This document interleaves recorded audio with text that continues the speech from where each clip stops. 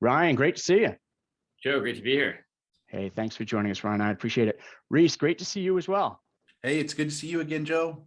Yes, congratulations on the agreement, the M&A deal. I guess I'll start with Ryan in terms of how did Electric find Techvera? How did you guys come together here? The story is almost a little hard to believe, but right after I started Electric in 2017, I was just scrolling through my feed on Facebook and I started seeing videos in my feed of some guy talking about IT. And I was like, that's weird. But I clicked, I listened to it. I was like, oh, this guy really knows what he's talking about. He runs an MSP.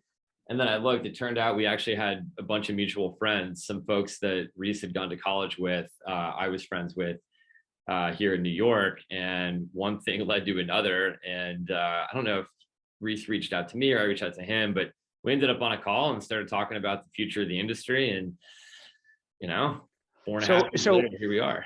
Yeah, I mean, how do you go from getting to know each other and comparing notes on the industry to, hey, you know what, maybe let's talk M&A. Now, to put it in context, I know Electric, you've done M&A before, you've done funding before, so you have experience here. And Reese, I apologize, I don't know if Techvera has ever done any M&A, but I'm wondering from your vantage point, how does it go from learning a little bit about Electric to maybe like, hey, maybe there's a connection here in terms of the two companies coming together.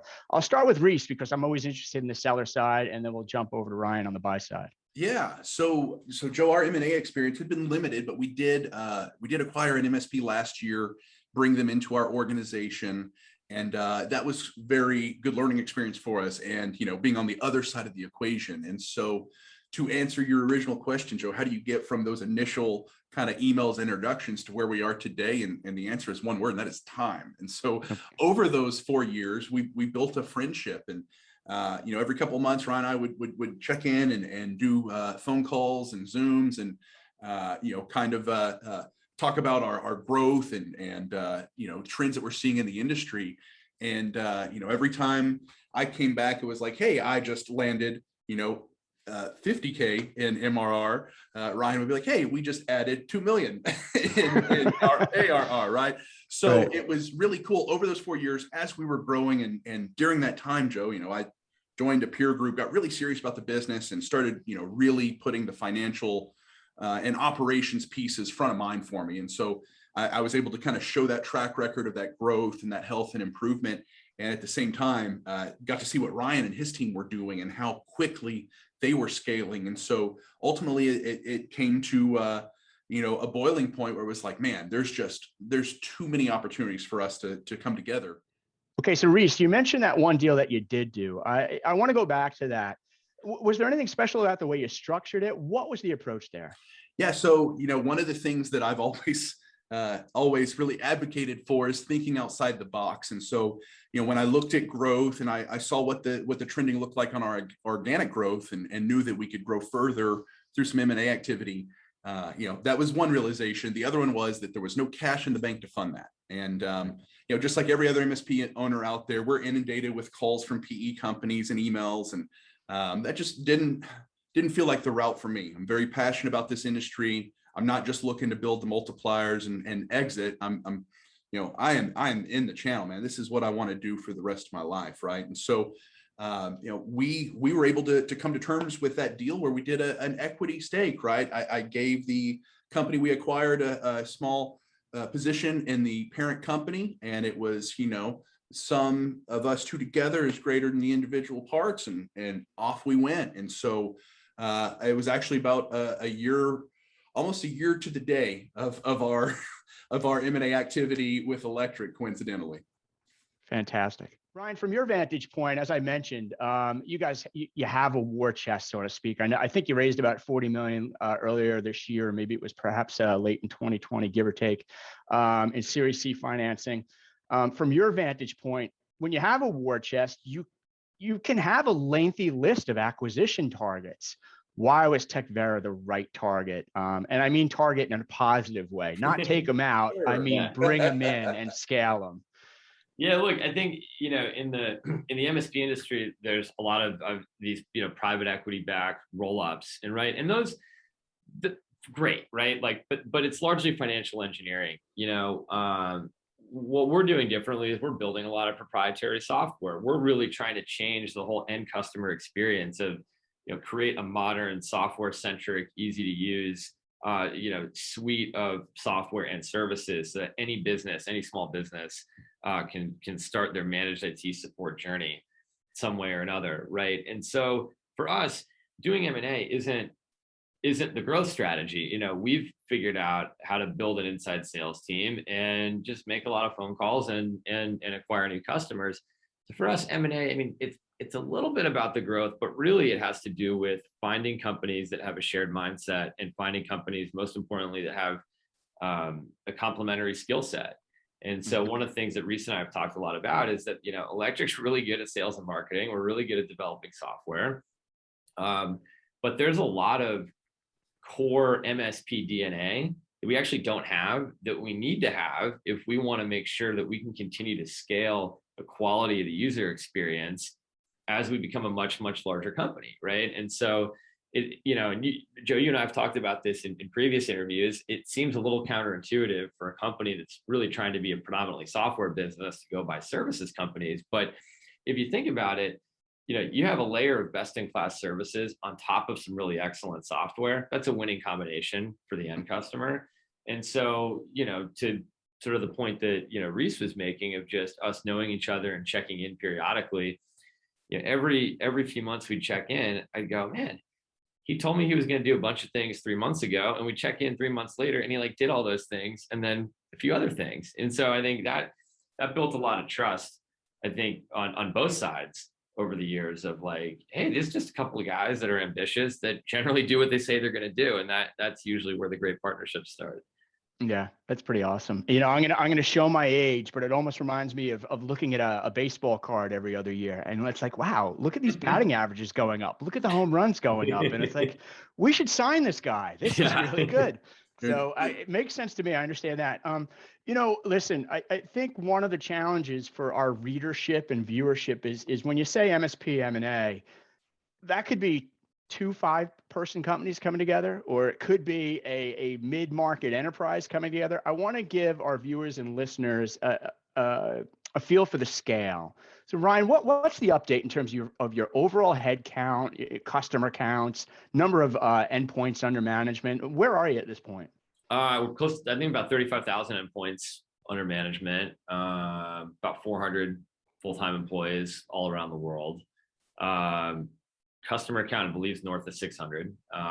So yeah, we'll end this year, mid 8 figures in annual recurring revenue. So yeah, pretty exciting. Considering we were, sub $1 million in revenue 4 years ago. Yep. And then a question for Reese from your vantage point. Now you're based in Texas, correct? What city in Texas? Where are you? So we're in Denton, Texas, North Texas area, about 30 minutes north of Dallas-Fort Worth here. Okay, great. Is there a sweet spot for you in terms of vertical market or region, or are you more of a horizontal play and you're able to touch all those companies in that area? One of the things that I think we've done here, Joe, that's been really effective in our growth is that we're pretty well balanced across a few key verticals. We do a lot with legal, logistics, construction, manufacturing, a lot of professional services too, CPAs, financial shops, that sort of stuff. So, definitely look for certain headcounts within that, but balanced across a few verticals. Obviously have a few that we know work really well in, maybe a few that we avoid as well. So a really balanced approach on that. I decided really early on, we didn't want to go all in on one industry, right? And I think, through 2020 and coming into this year, we were able to really reap the benefit of that, having clients that were really positioned to sustain 2020 and get through it and not be too impacted by all the things that were going on. So. Got it. Excellent. So, hey, Ryan, one final question for you, and it's sort of a multi-parter. So part A would be, tell me a little bit about growing at all costs. And I'm not accusing you of that, but there are MSPs out there and private equity firms that are trying to grow at all costs versus what you're up to in terms of scaling the business responsibly. That would be part A. Part B is, tell our viewers and listeners a little more about the software strategy without revealing your secret sauce. Because I think a lot of MSPs out there that, they're leveraging off the shelf tools, but they're trying to figure out, can I develop my own intellectual property too? And what does that look like? So part A, again, is that sort of growing responsibility versus at all costs. And part B is the intellectual property play, what you're up to. Yeah. So thoughts there? Yeah, definitely. I mean, look, one of the best pieces of advice that I got from one of our major investors in the early days of the business was that growth is necessary, but quality is non-negotiable, right? Quality for the end customer. Without that, there's really no point, right? And so, and I think when you play a role as important as the IT provider to these businesses, you can't mess that up. That's a huge responsibility. You're not going to get everything right with every single client 100% of the time. That's a given, but you have to aspire to getting everything right with every single client 100% of the time. And so, I think what we do every 3 to 6 months here is we look at the customer base and we ask hard questions and we say, hey, what shouldn't we be doing? Who shouldn't we be going after? Right. And I think, for us, we've resisted a lot of temptation to get pulled up market and to just start going after bigger deals and bigger dollars. We've resisted the temptation to just start signing up every onesie twosie that comes in off our website. I think from the beginning, we've stayed really true to a specific type of small business. And, for us, that tends to be companies anywhere from, 10 to 20 full-time employees on up to, maybe 150, 200 on the larger end. That gives us plenty to work with. There are a ton of companies that kind of fall in that size range. And so focus has been the biggest thing from a quality standpoint as we scale. And then I was going to say, and then what about on the intellectual property side and sort of the software mindset? Do you think more and more MSPs will pursue it, or is it a tough nut to crack? I mean, how have you gone after it? Look, it's really expensive, right? Software developers are not cheap. And so I think, the reason why I pursued the path of venture capital financing was we were able to find a group of investors that said, managed IT support is one of the largest but most overlooked industries out there. It's in need of disruption, right? In the sense that, look, there's a lot of great MSPs out there. There's also a lot that aren't great. And, the end customer is increasingly a younger digital native IT buyer who grew up with the internet, who wants tools and dashboards and self-service, all those other things. You're always going to need some services in there too.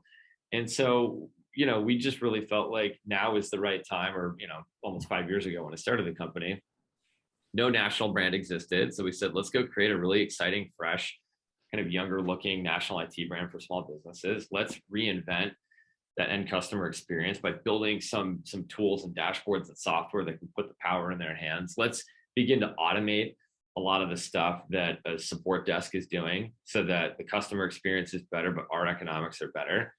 The trade-off, all that sounds really great. The trade-off is it's really expensive, right? So, we've raised over $100 million to date. And so, look, the opportunity we're going after, the MSP market is so big that even if 10 years from now, Electric's doing $1 billion in annual recurring revenue, we'll still be less than 1% of the market. Yeah. Well, listen, I think the bottom line is at the end of the day, everything is going to wind up managed. Yeah, so the totally MSPs better step up to fill that gap. So, I wish you both well on the journey. And just a final thank you for your time, Ryan. I wanted to thank you for taking some time together. Yeah, this was great as always. And Reese, thank you for your time as well. I really appreciate it, and congratulations to you. Yeah, thank you very much, Joe. Anytime.